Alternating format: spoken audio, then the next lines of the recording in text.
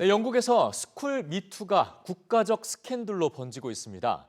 성폭력을 당한 사실을 익명으로 제보하는 사이트에 수천 건의 글이 올라오면서 영국 사회가 발칵 뒤집힌 건데요. 자세한 얘기를 최희연 기자에게 들어보겠습니다. 자, 최 기자, 영국에서의 스쿨 미투 어떤 내용입니까? 네, 우리나라에서도 최근 이제 상상하지 못할 학교 폭력 문제로 골머리를 앓고 있지 않습니까? 예. 영국도 예외가 아닙니다.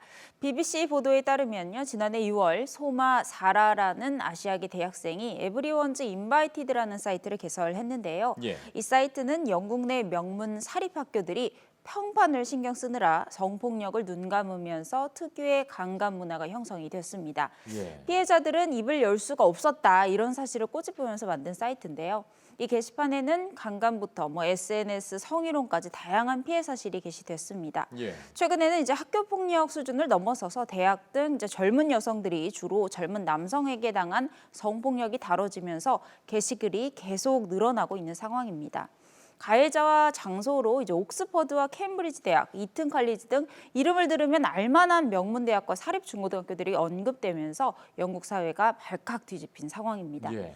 우선 영국 교육부 장관은 트위터에 학생 간 성폭력 의혹은 충격적이고 끔찍하다 이렇게 글을 남겼고요. 적절한 조치를 취하겠다 이렇게 약속까지 남겼습니다.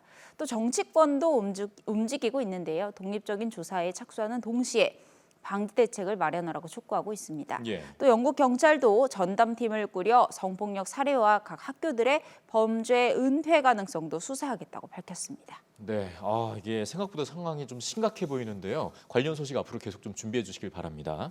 자, 이번엔 좀 미국으로 넘어가 볼 텐데 미성년자들에게 성전환 시술 그리고 치료를 받지 못하게 하는 법안이 통과가 됐어요.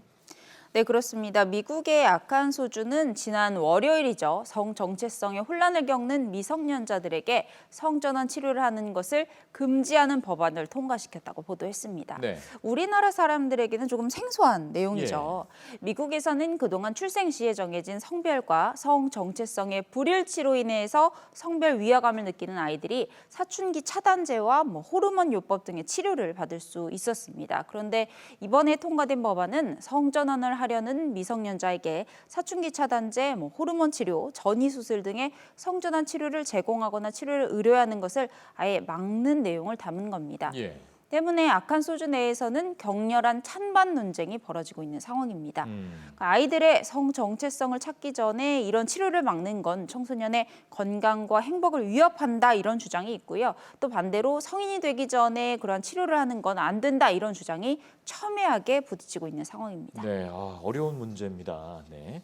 자, 다음엔 대학가 소식으로 좀 넘어가 볼 텐데요.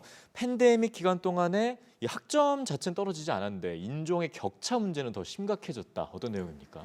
네, 이제 미국 캘리포니아 주립대는 미국에서도 굉장히 규모가 큰 고등교육 기관인데요. 네. 이 학교의 18개 캠퍼스 성적을 분석을 했더니 팬데믹이 심각했던 2020년 가을과 2019년 가을 성적을 비교해 보니까 크게 떨어지지 않은 것으로 나타난 겁니다. 예. 팬데믹 기간 동안 학생들의 성적을 보호하기 위해서 시행한 유연한 채점, 이런 정책들을 감안하면 오히려 평점은 높아졌고요.